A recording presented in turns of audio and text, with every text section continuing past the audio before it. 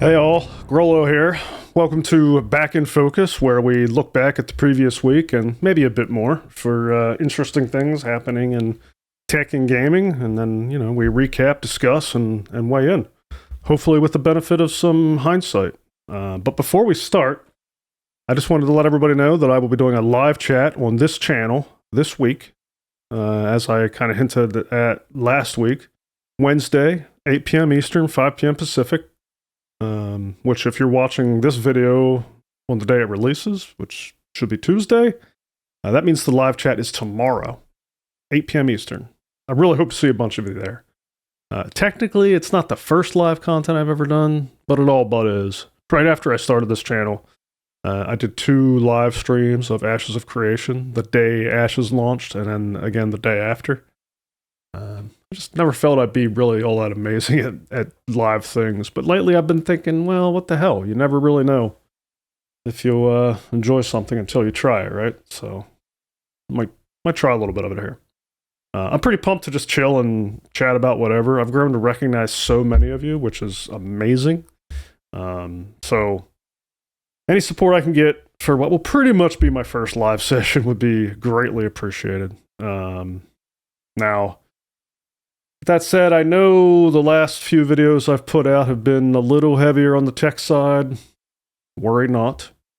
I've always been a technologist and a gamer, and there ain't no way that's going to be changing. So this week's Back in Focus is all about the games, because last week was all about big updates to every game I follow. Basically every game that we spend a non-trivial amount of time discussing on this channel. And so we're going to chat about each one.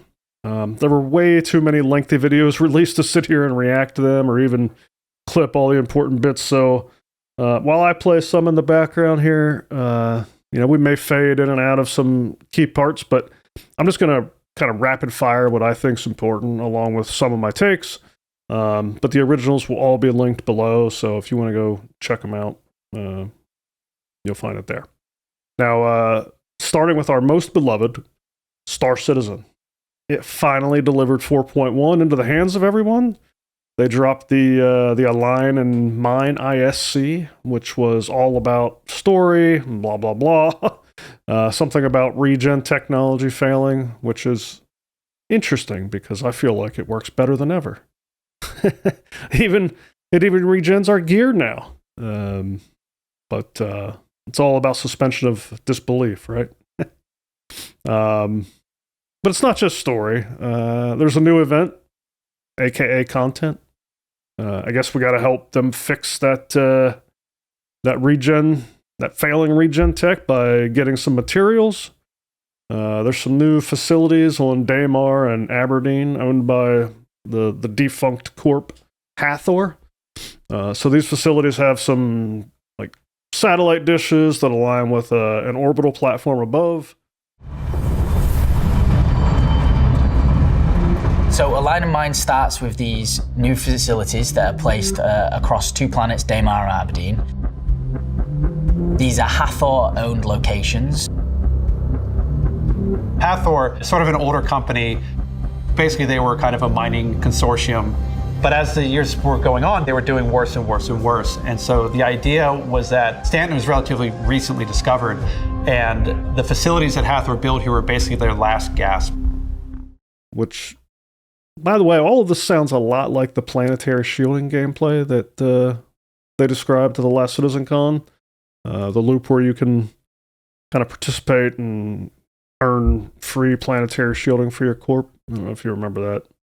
And so my personal hope is that they've been working on this tech for a while and they kind of saw an opportunity to start testing it. Which would mean that we're working towards things on the roadmap. Anyway, Hathor is a dead company, so we got to go in and get these facilities back up and running again, and there will be things there trying to stop us. Now, while we fight these things, I guess we got to find like 3 drives or something that we insert into a machine, and that'll allow us to align the dish to the orbital platform above. And then I guess we also got to collect some like power banks from this ground facility, which we then have to take up to the orbital platform and we install them up there. Now, like on the way to the orbital platform, I guess there's probably going to be some space combat.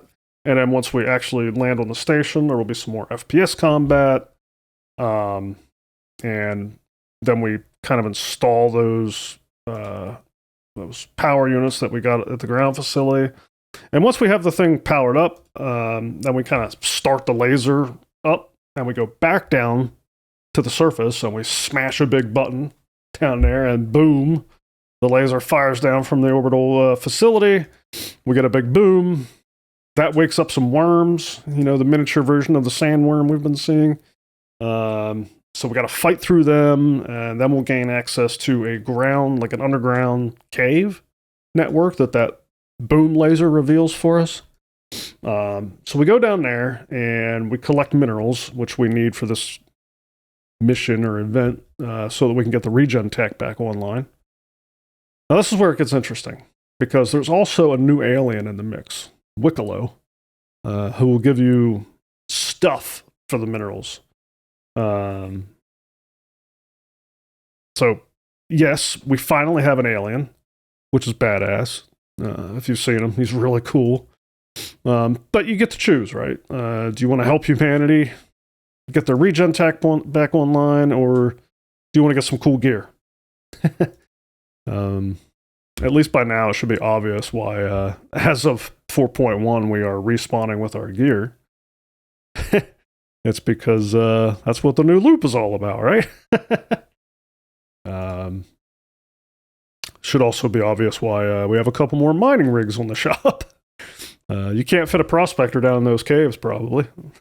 Need something a little smaller. Something like a powered suit with a jetpack for $40. Okay. Yeah. I know I said that a little tongue-in-cheek. It doesn't actually bother me. You know, the game's going to continue to need funded until it's done. It's not like they've raised enough money to do everything they're ever going to need to do to get us to 1.0. So at least they're making it fun, right?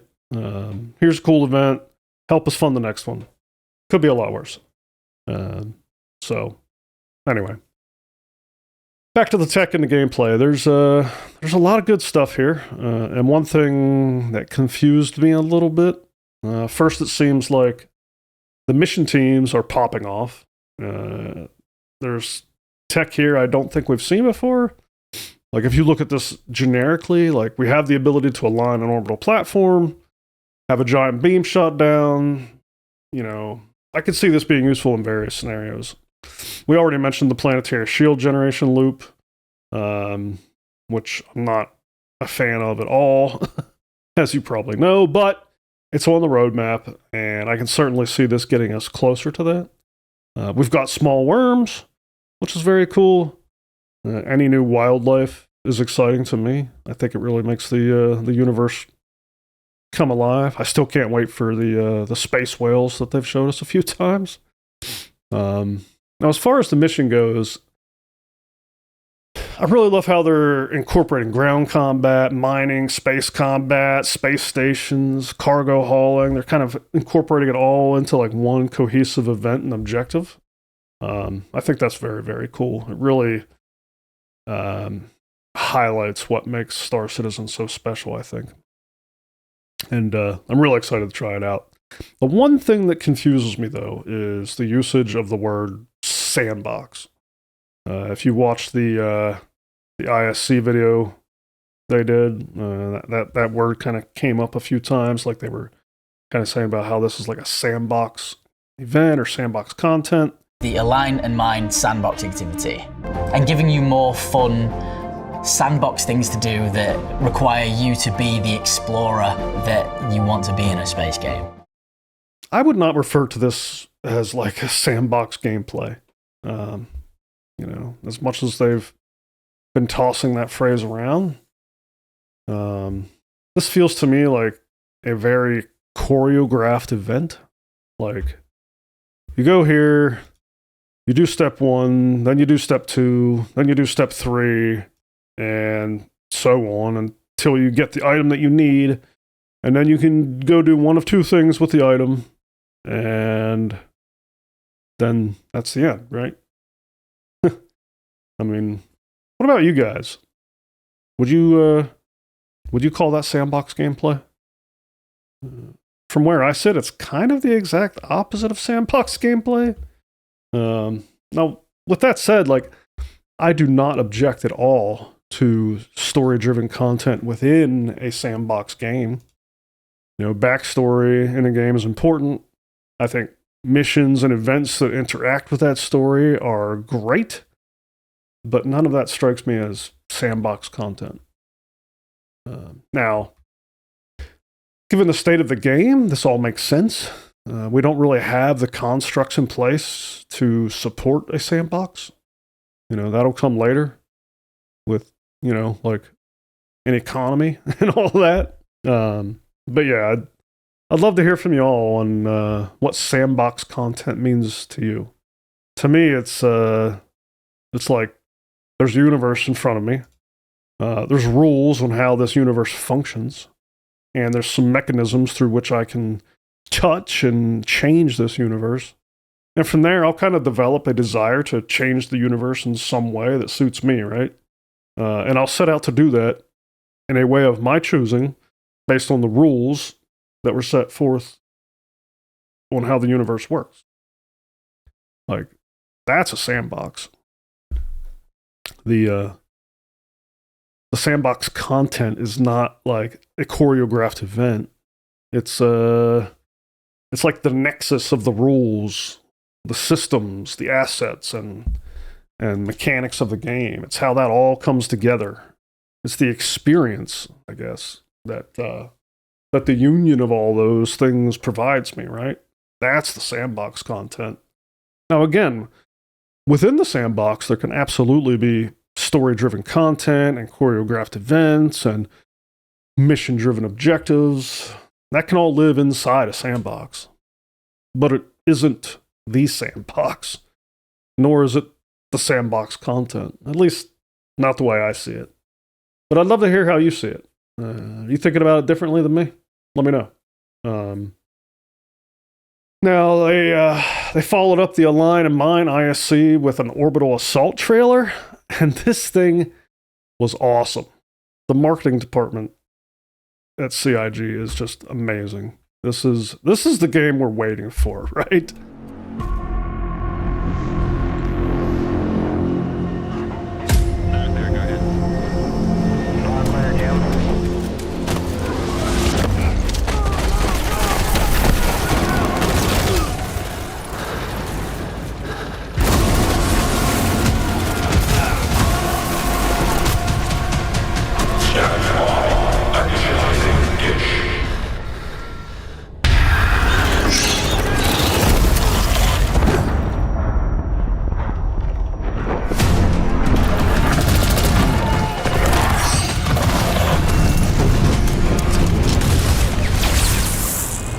Holy shit.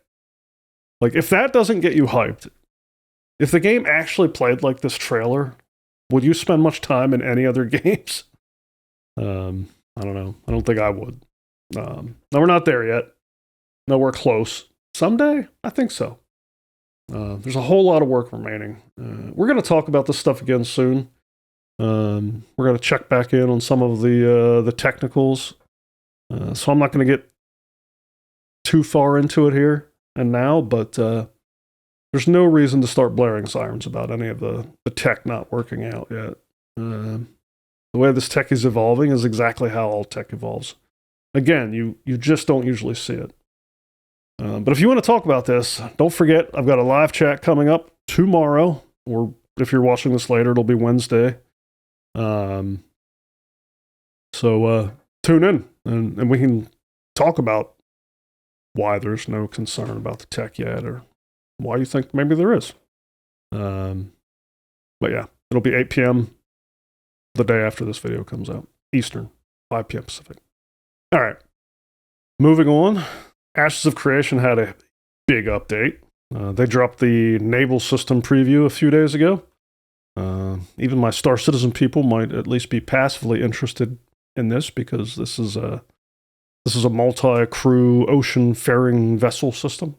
It's a really early implementation, but as typical for Ashes, it looks really good. Some highlights. Sailing these things is intended to be skill-based, so you'll need to take into account your speed and other various factors when you're turning and stuff like that. The ships they've shown are just the first ones. They've got lots of different vessels which will serve a variety of roles and all that. It's all on the roadmap. And they'll be customizable with different attachments that change various characteristics and stats of the ships. So now those attachments aren't in the game yet, but the ships are. The last update that came out for the game released the ships and some harbors. You're going to have roles like merchant and cargo ships, a bunch of different combat ships, ramming ships. Now the ships are destroyable. There's no mention. Well, I guess there was some mention in one of the videos about insurance, which is a little strange for a game like that. But we'll see what comes of that. Now these ships are expensive, so you really don't want to lose them, but surely you will. Sure. We're taking on water. Fire! Are we really? How's our ship? How's our ship health? My captain. How's the ship health doing? It's not good. It's bad. Is it really? Are we about to die? We're gonna die. You got 20,000 hit points right now. Oh no! Oh no! The killing show. Not like this! I can't swim. Oh my god! I'm gonna die! I just died! Oh my gosh! What have you guys done? Our ship, Piloting Jason. the USS Intrepid. As mentioned, they're multi-crew, so you'll have one person steering while others are shooting the cannons and etc. Looks like boarding and killing the other crew will be a viable strategy. Are ships stealable? I've been looking into this. I'm not 100% confident on the answer, but I've heard no. It seems like no. That upon losing your ship somehow, it'll despawn after a certain amount of time. That's kind of what I'm gathering, but I'm not sure if that's accurate. So, if you know for sure, drop me a comment. I'd love to be corrected on that. One other thing that folks will be interested in. Yes, PvE encounters for ships are planned. They're talking about naval raids and that type of thing, so that's pretty cool. This is all very cool, and it's looking really good. Now it's early, rough edges for sure. The area that you can mess with these things is pretty small. There's 2 harbors. You have to launch these things from a harbor. There's a little bit of deep water you can go kind of play around in, but their intention is more water, more harbors, all that next month. So, it sounds like this is going to continue getting better fairly quickly. Now, on top of the naval update video, they also just released a development update yesterday in which they discussed everything released recently with the big patches they put out, which was quite a bit. New character class, the Rogue, is in the game now. The Siege system, which will finally allow players to depose of crappy leaders by force. I've not tried any of these new systems yet, but it sounds like a siege will take 24 hours to start, and they only happen at Realm Prime time, which is 8 p.m. So this answers a lot of questions on the scheduling that people had. There's also a cooldown, so you can't be sieged more than once every 3 days or so. On top of all that, they discussed the relic system. Relics can be found and brought back to your nodes for some big benefits, like node buffs. And these relics can be stolen during the sieges, so that's some really good system interaction. Honestly, of all the games that we've been tracking, I feel like Ashes is connecting its systems kind of the earliest and the fastest, and it's really great to see. I can't wait till we get some more system connection in Star Citizen, for example. And of course, they talked about the naval system, which we already covered, and they finally discussed some of the upcoming features, starting with the next area known as the Jund Dark, which will be a jungle biome. That should be cool. We're not far off from Phase 3, which they talked about toward the end of the update.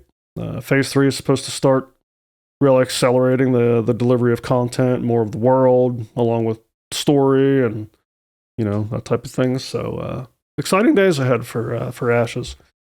Now, I personally have not revisited the world of Vera since shortly after Phase 2 launched. My free time continues to be dominated by Star Citizen, but I do plan on revisiting Vera when Phase 3 launches, along with the rest of our community. So I'm hoping to experience some of that naval gameplay, and I'll definitely bring my thoughts back to the channel, along with maybe some gameplay footage and so on. So stay tuned on Ashes. It's a game I'll definitely continue keeping an eye on. I've not seen much advance on the server meshing techniques employed by Ashes. Whenever we do the technical dive into, or like kind of check back in on the technicals of some of these games later, we'll talk about Ashes too. But I'm definitely looking forward to seeing advancements on that front from Intrepid. So now here's one we haven't talked about much in a while, but Pax Dei just put out a big update and announcement. In their update, they talked about closing the loop. Now, in contrast with earlier in this video, this is exactly what I think about when I hear the word sandbox content. They talk about the economy being at the heart of the game and the harvest, create, destroy cycle, in which you harvest materials, you create things, whether that's gear or buildings, siege weapons, etc. And then ultimately that stuff is destroyed, hopefully like on the way to achieving a goal or objective you have. And this cycle repeats, right? Like this is all true in both PvP and PvE content in Pax Dei, by the way. So it all works consistently and feeds back into the economy, and that is a sandbox. Am I alone in seeing the difference? You all agree or disagree? I'd love to discuss it. Drop me a comment. Now, in case you haven't been following Pax Dei's been rolling out its market and economy system. It's progressing pretty nicely. Any player may build like a market stall, and they can kind of construct their own shop, and other players may search for things across all shops in a region. Right? They have like an interface that you can go into and search for specific items in the game, and it'll, like, whatever your region you happen to be in, it'll kind of locate if any shops in that region have that item. You can like click on it and set a route to that shop and make the journey to go pick it up. It's really quite nice.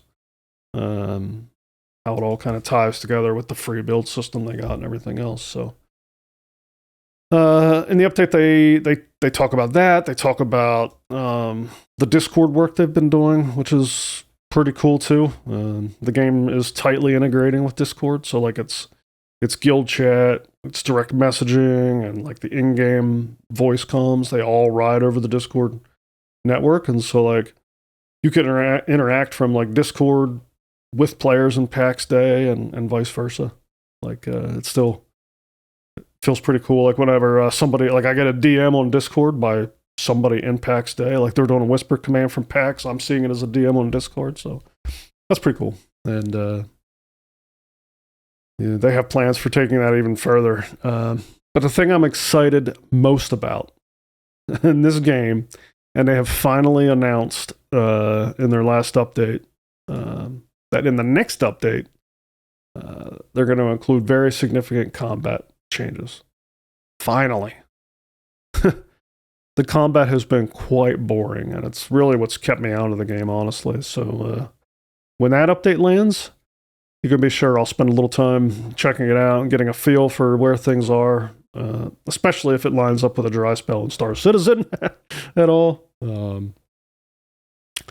They've talked about adding a bunch of new spells and like each weapon getting like multiple abilities. It sounds like 3 or 4. I don't quite remember, but and various other additions that are really going to start to bring combat to life, I think. Because right now, like, you just swing, and like every 30 seconds or so, you get like a special attack, depending on your weapon, and that's kind of it. So going from that to like having an assortment of abilities, all presumably on different timers with different, mechanics, like, I really think that'll go a huge way. And you can weapon swap in Pax Dei too, so yeah, I think that'll go a long way to giving combat some diversity and some strategy and some actual skill, aside from just swinging your weapons. So yeah, that should really start to bring combat to life. And even further than that, they've begun to talk about what comes after early access.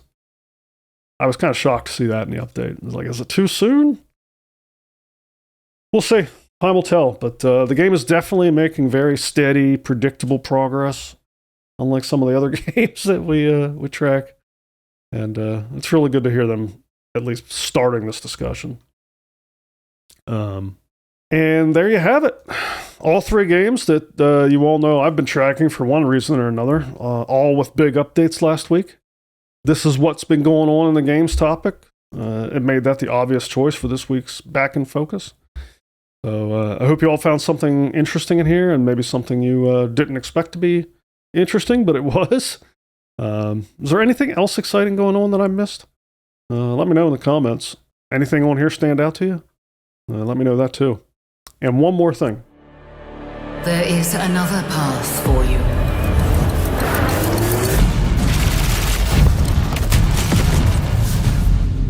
Awaken.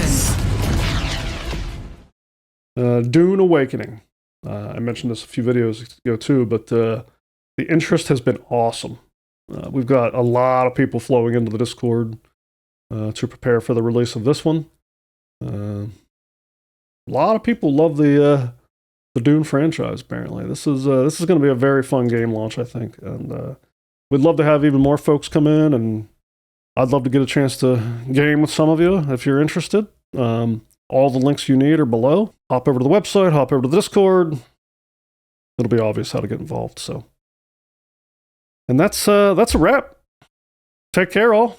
Have a great week. Don't forget, we're going to have a live chat on this channel Wednesday evening, aka tomorrow if you're watching this on Tuesday. I really hope to see a bunch of you there. That would be amazing. Take care. Grolo out.